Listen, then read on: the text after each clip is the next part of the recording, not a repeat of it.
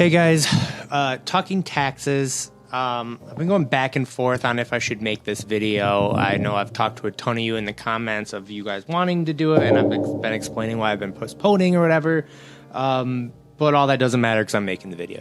And the biggest reason I'm like not excited about it is because probably in a week or two I'm going to have to do yet another amendment of this video, which, hey, if you're interested, that's awesome. That's all I care about. So we'll do this video and it should really catch you up anyways. Like, I got pages of notes here, just the important stuff. We're going to try to keep this short and easy to kind of comprehend. So the three things we're covering is: what is the difference between the Build Back Better and the infrastructure bill that was just passed? That had me confused. I actually thought that we were crossing the finish line, and it turns out that was just the infrastructure bill. Hopefully that's an honest mistake that maybe you guys have made too, so I'll break that down. And then, when will the Build Back Better pass? Like, also, please be nice, because I know I'm Build Back Better, Build Back. I'm going to mess that up, so bear with me on that. And then finally, you know, what's new to it? What is the latest? Because that's what I'm getting on my other tax videos. Like, hey, I heard it's actually $80,000 for trucks now. Well, you're right. That wasn't the case when I made that last video. So I'm also going to say today, one sec, it is the 10th. I will probably be posting this on the 11th, but today is the 10th. So if things have changed since the 10th of November, that's why. So you don't have to let me know. I'll probably make another video. So, okay, all that house cleaning out of the way. Let's get into the video. Okay, Build Back Better versus infrastructure bill. And why was it so confusing? Even I was like, yes, we did it. Because you see a big bullet point is EV, is like electric vehicle incentives as part of the infrastructure bill. Well, all that is $5 billion put in place for charging networks. Nothing about a tax credit. So I don't think it's important to get into all the deals. Just know it has nothing to do with like purchase of electric vehicle. It's all about infrastructure. Well, should have probably guessed that from the name of the bill, right? Moving right along. So Build Back Better is the one we want. And now, when is it going to pass? Now we're set to vote it out of the House either the 14th or 15th. I think 14th is a Sunday, so by the 15th it should be passed out of the House. That is the goal. A lot of naysayers still, don't get me wrong, but that is the goal right now.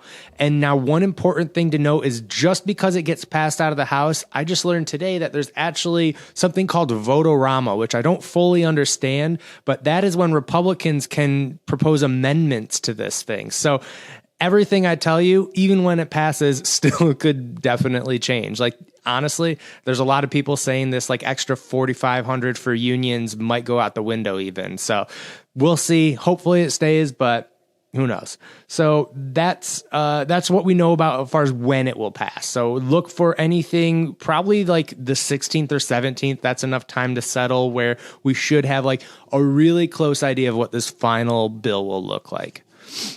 And then finally, the bulk of this video is going to be, well, what is the tax credit as it stands today? And it's very similar to the last one, but a couple important things have changed. So let's start with, I'm going to go right down my list actually.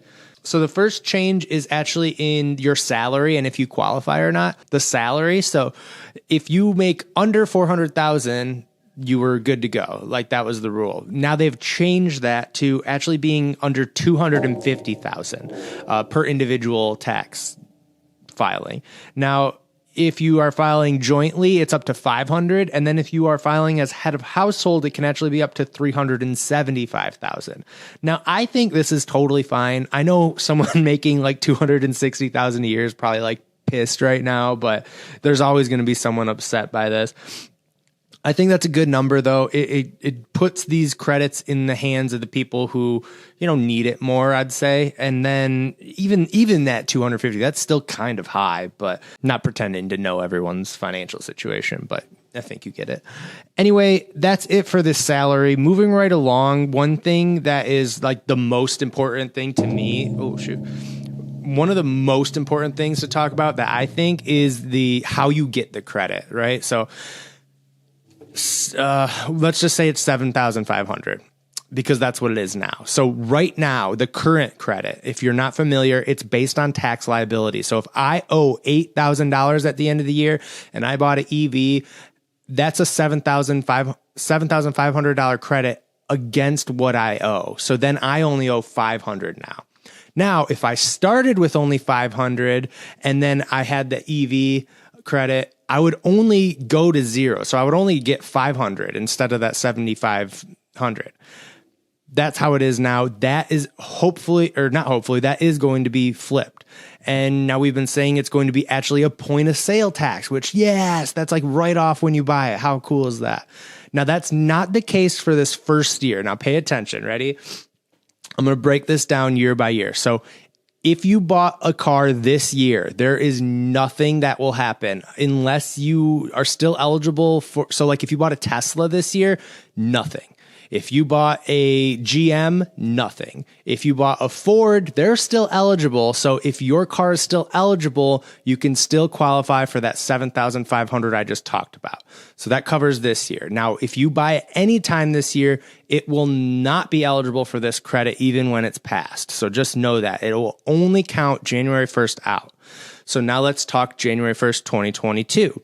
Now, if you buy a car that year, it comes off your taxes at the end of 2022. So you don't get it as a point of sale. So that middle bit right here of like, if you're a Ford Lightning buyer, for instance, and you're so excited, you're front of the line, that will not be taken at point of sale. It will come off your taxes at the end of the year. Now, there is a grayish area of once a infrastructure or system is put in place, it will move to a point of sale. So they're aiming to have that done and ready by 2023. So 2023 till the end of this bill, which is roughly 5 years to 10 years. It's 5 basically guaranteed, and then it changes. So I'm only paying attention to the first 5 years of this. So from there on out till the end of that 5 years, it will be a point of sale, assuming everything goes well. So I think that's important to know. Again, I'll just quickly summarize that one more time in case I lost you. So this year, nothing unless you qualify for the current one. So 2021, crumple that up in a ball and throw it out the window, especially if you're buying like a Tesla or a GM. Now, those reset, and then everyone's qualifying this 2022 year. That's the bingo year. That's awesome. But you'll have to wait till you file your taxes at the end of the year to realize any of that money. So then from there on out, after they get that infrastructure in place to do point of sale, you'll get that off the sale of your car. Hopefully that all makes sense. The final piece of that is, well, can I buy 5 cars next year and just get a ton of tax credit back? No, you can't. It is 1 per person now. Or 1 per tax filer. So maybe technically you and your wife could, or you and your business partner, if you're buying it for your company. You know, there might be loopholes. I don't know. You know, talk to an actual tax person. But long story short, 1 credit per person per year. So you can buy a new car every year and get it if you want, but just 1. Okay. That's the big bulk of the changes. Another thing is the MSRP caps. Those have changed as well. So, all right, let's have a little fun here. The sedan has not changed. So if you're buying a Tesla Model 3, if you are buying a Polestar, something like that, those are sedans. Those will still have to be under $55,000 to be eligible for this credit. Now, if you are getting that Tesla Model 3 Performance, that puts it outside that window. So you have to make sure the MSRP of the car is under $55,000. And now when we talked last time, it was like $64,000 for vans, $69,000 SUV, and then I think $74,000 for trucks. All those, crumple those in a ball as well, because they are now just $80K, which I like. For the most part, I think it makes it easier so you don't have to think as hard. Well, is this a SUV? Is it a van or whatever? So us Ford Lightning buyers can rejoice and, you know, get a Pimp Daddy, decked out Lariat trim level, and you still get the tax credit. That is pretty great.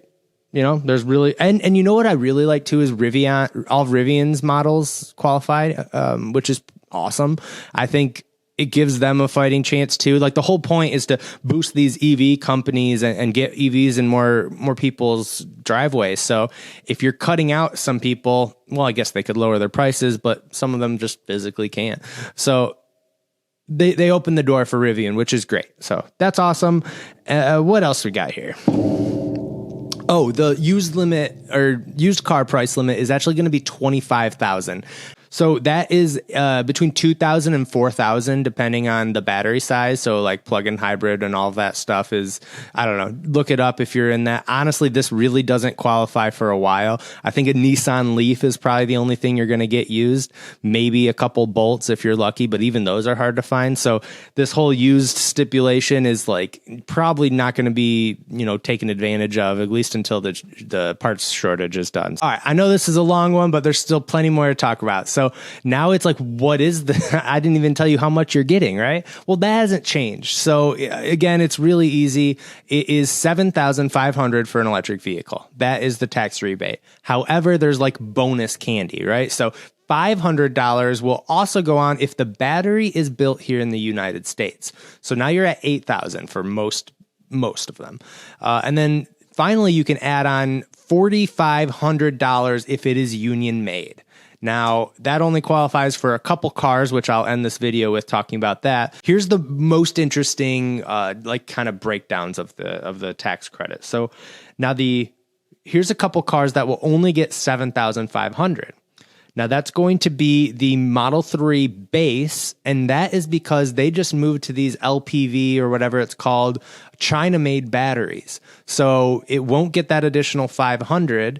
Now, that will be only $7,500 you get for that car. And I'm pretty sure that the model or the Mach-E as well will only be eligible for that $7,500 because it is built in Mexico. So now when you move up to the $8,000 range, the big one that comes to mind is the Model Y. A lot of Model Y owners rejoicing because that'll be the US made battery as well as the $7,500. And it's cool because it's any of the Model Ys essentially, because they moved the SUV up to $80K. You could get fully loaded Model Y, performance with the cool wheels and paint colors and all that stuff. And you'd get the $8,000 there, which is great. And then finally, the big elephant in the room, if you will, that the cars that qualify for that extra union tax credit, that right now is actually only the Chevy Bolt, which is crazy. The Ford Lightning, when it comes to market, of course, because that is union made, US battery, so it qualifies for everything it possibly can. The new Silverado, once it hits the market, but that's a decent ways out. And then, if Chevy comes out with anything else, I wonder if what's the new Cadillac? Lyric, I think it's called.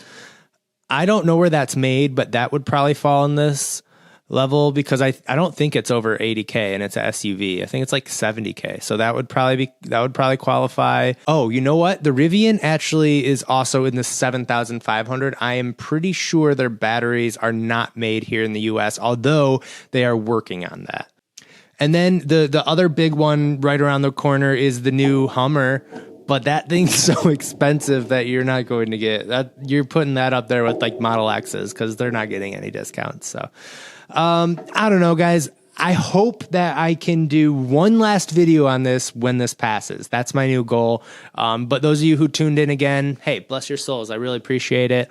I have fun making these videos. So hopefully you guys have fun watching them, My goal here, all right, I'm going to say this real quick. My new goal for what's next year, 2022, is to learn how to end a video in a non-awkward way. I think that'd be pretty cool.